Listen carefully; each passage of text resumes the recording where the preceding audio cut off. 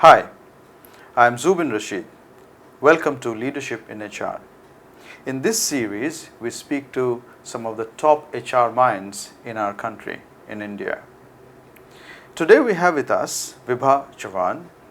She has more than 25 years of experience in the fields of strategic HR, employee relations, and organization development. But to know more about her career, her work, her personal life, and of course a lot of things about what she has learned in her work life, let's welcome Vibha. Vibha, welcome to the show. Thank you, Zubin. So, Vibha, we would like to start off trying to know a little bit more about you. So, I would like to ask you two things. One is, can you tell us a little bit about your work, your career on the one hand, and we would also like to know you as a person. Okay, so as a person, very warm, affectionate, love meeting people, sustain a lot of relationships, and truly so in HR with this kind of a demeanor that I carry. Genuinely interested in caring, wanting people to grow, also like family life, so that's about me. From my career perspective, I have done my hotel management from Dadar Catering College in Mumbai, and at that point in time we had the campus interviews going on, and we were wondering which hotel do we join, because we had to train and we seen the industry. I was not so keen. I did attend a few campus interviews, but then I really wanted to do something different in my career. For me, hotels, people and service. So I think the people and service aspect of the industry, of the hospitality industry, was something that I took on and decided to move into HR. Okay. So I didn't join the hotels at all, and I started, so there was the only way I could get through was through the administration function, and then I just learnt the ropes and constantly upgraded my knowledge from the formal perspective, and that's how I grew. And so it's been a very fantastic, it's been a great journey from the time I have started as an officer trainee to leading a region in HR for Maersk. It's been a fantastic journey and full of learning and excitement. Okay, Vibha. So that was very interesting, and I wanted to ask you this when you were saying that you studied hotel management. I'm really inquisitive to know, why did you choose the hotel management stream in the first place? Sure. I really enjoy cooking, and I love creating recipes. And when I joined the catering industry, I thought I'll become a chef. Okay. And then, of course, years passed, and I finished my 3 years, and I thought I should continue studying because it was too early to start working. So I completed my post-graduation, and in the post-graduation, we had HR management as one of our subjects. Okay. And that I scored the most because it was a natural interest. And then I started realizing that my real interest lies with people, and with genuine care for people is what I realized about myself. And that's why here I am. Okay, excellent. So we are lucky to also have you in the profession. I'm happy to be here as well. So, if I come to this aspect which we are going to discuss today, our subject of discussion is the role of HR in leadership development. Yes. So, I would like to start with this question on, why do you think HR professionals should take up this role?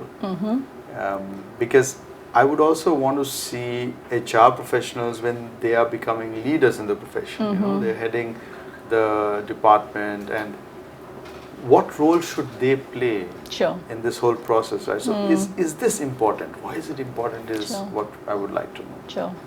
So if you remember, when I started my career about 2 decades back, it used to be called personal and administration.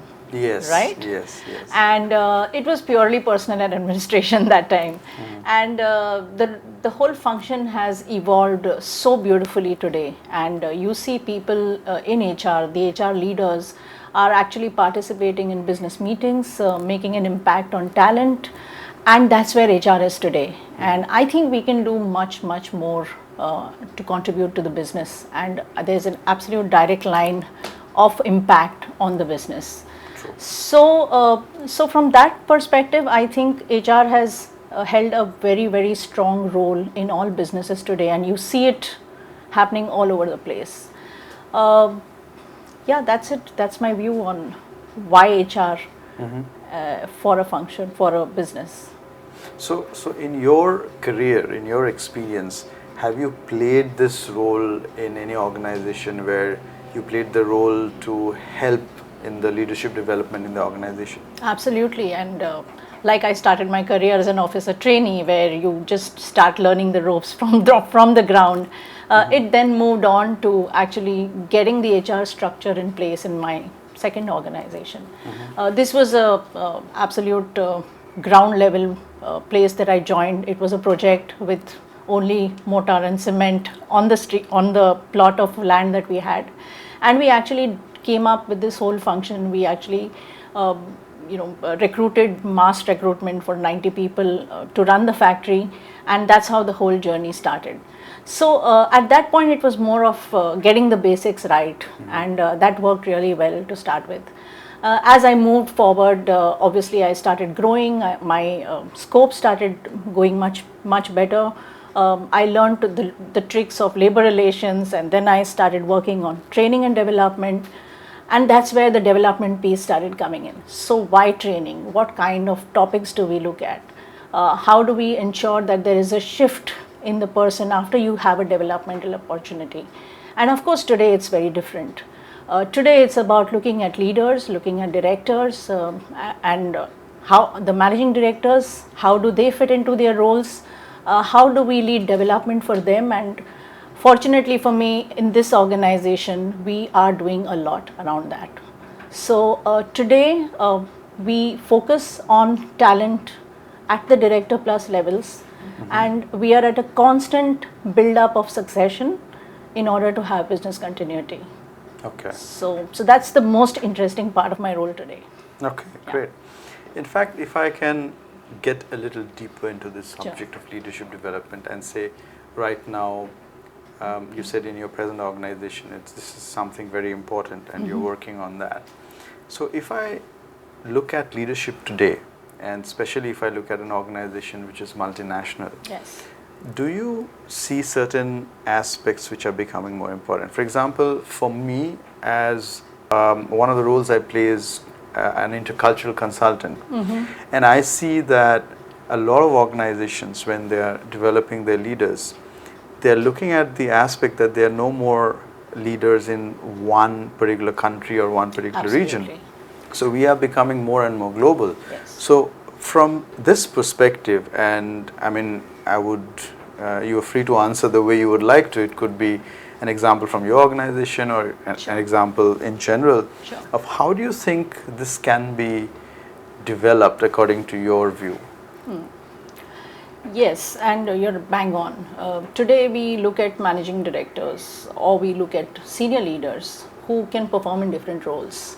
And we love looking at a 2-3 year transition where someone comes in, works on a role, makes an impact, constantly has his developmental areas. So yes, this is the trend for us as well. We focus a lot on providing them insights for development through different means. We have assessment tools, we have constant counseling, coaching, and this seems to be working really well for us. Okay. So yes, we do focus on not only numbers, which is the most tempting thing today in business, but we also focus on a lot of leadership values. Is extremely important, very close to our heart, and we also look at how leaders are building leaders, and that's something which again is close to my heart, because I strongly believe that if a leader does not build a pipeline, it's not going to work for him, because he's going to move and we will have someone coming from outside. But when do you build your own people? and that's the perspective that I enjoy a lot. Right.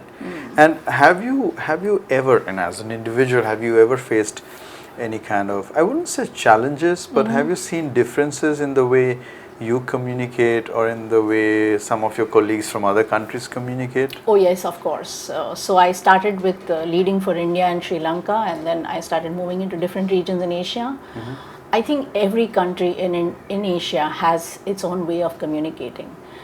In India, we are fortunate to have basic education in English, and it just comes to us so naturally. So even if I'm speaking at this pace in China, it takes a bit of time for them to understand. And whenever I open my training sessions or workshops in China, the first thing I do is that if I tell them that if the speed is too fast, please let me know. Okay. So there is a lot of difference. So my recent experience in Vietnam was so different. Okay. People are so good, they're warm, they want to do something, they have the energies, but it's all about communication. And if you recognize that, because one is communicating with language, but the second one is communicating with your body language. And I'm not saying this is something new, we all see it on a day-to-day basis. Yes. But I think this is the most important aspect of connecting with people in different regions. The mutual respect is seen more through your body language, your intent is seen through the body language. And that's the focus that you need to have if you're handling bigger regions. Right. Yeah.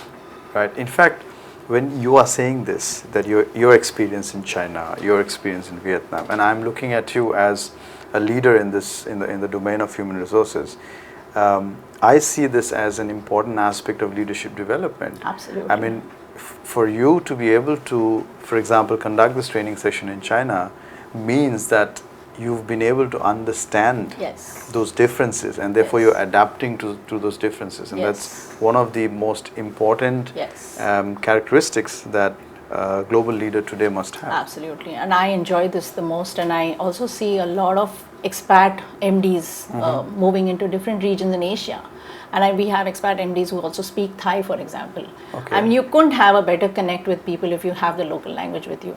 Okay. So I think the world is really going ahead on this one, and they are realizing the softer side of people besides numbers, and that's good news for us. Absolutely, absolutely. Yeah. Okay, with that, let me move into one of my favorite rounds in this whole process. Yes. And I call it the rapid fire round. Sure. Which of course you will not be prepared with because you don't know the questions I'm going to ask. Sure. I'm going to ask you questions. You do not have much time. It's not response, it's reaction. You just need to answer. Yeah. But do you have a gift hamper for me after that? Offline. Okay. Yeah. Done. Okay. We'll move on. Okay. So, are we ready? Yes. All right. What is your favorite color? I like purple. Okay.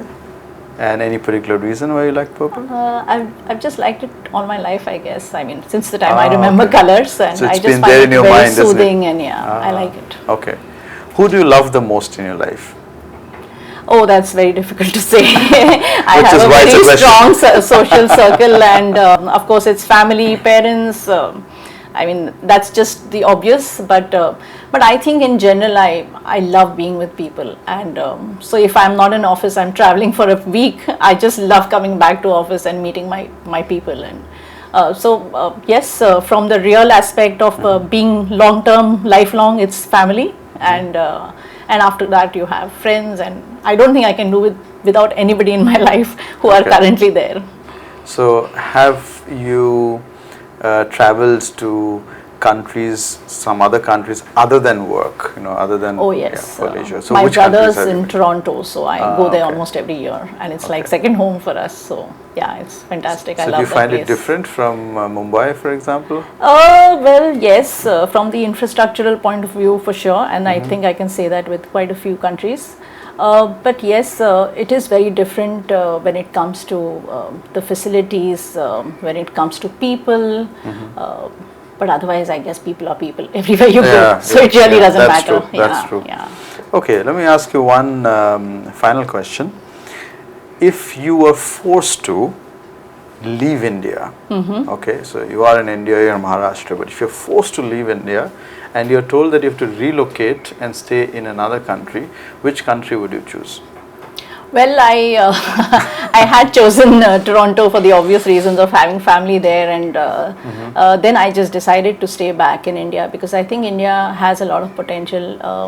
I think there is a lot to do, and my obvious answer would be Toronto or Canada, but I think India also has a lot in itself, and I'm really enjoying myself. You have best of all the worlds here in that sense, you know. And the advice that I was given by one of my well-wishers is that, you know, if you're earning a good salary, you don't need to leave India. You're doing good. Just don't bother. True. So true. yeah, otherwise I just have to be open from the mobility point of view, because there are limited roles if I have to move on in my career. So I have to be open in that sense then. Yeah. Yes, yes. Okay, excellent. You've done very well in this round. Thank you. Okay. I think one of the best rapid fire rounds I've had. Oh wow, thank you. With the best explanations to the answers. Yeah, thank you. All right, so let's move on to the last segment of our discussion. And this is where the audience would like to know your views, your suggestions, your advice. So if HR professionals want to get into this role where they can get into the leadership development aspect, what suggestions would you give to the HR professionals? What do they need to do to prepare for such a role? Sure. Yes. So the most important aspect for HR is to tap potential. Okay. How do you do it?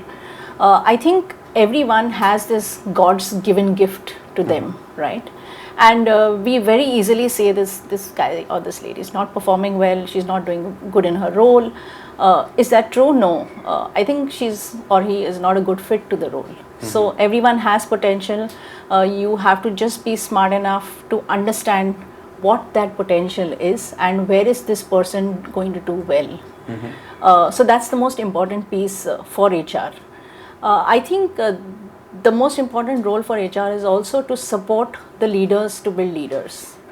So when I attended a workshop with Professor Ramcharan, who's the management guru for leadership, and we had this 2-day session in Technova, and it was an amazing experience. And I keep going through the documents that I had created that time. It just makes so much sense every time you see it. And he mentions that, you know, good leaders are the ones who actually make good leaders, and it's so contagious, right? If you see people grow, with, you know, people whom you have worked with, if they're growing, I think it's one of the best satisfaction that you could have as a professional. So I think that's extremely important. As HR, it is also very important to have a clear and transparent intent, and if the intent is positive, everyone can see it wherever you are. If you're in a formal setup, if you're in an informal setup, it's all about how you behave with people, how you respect people, how you behave transparently, and that's something that you can carry through, I think, all your life, whether it's in professional life or otherwise. So these are the few aspects which I think as HR we could make a big impact. And of course, the most important one, never undermine your contribution to the business. The business is changing on a regular basis. In fact, it's changing so rapidly today. How do you complement as HR to support your business? It's easy to say that there are best practices, but I think no best practice is a best practice in itself. It either works for you or it doesn't work for you. It's very specific to your organization need. So let's not just go gung-ho over best practices and just try and take everything possible and apply it to your business. It won't work. Pick what is right for your business and constantly test whether it's working or not, and then you'll have more and more leaders in the business. Absolutely.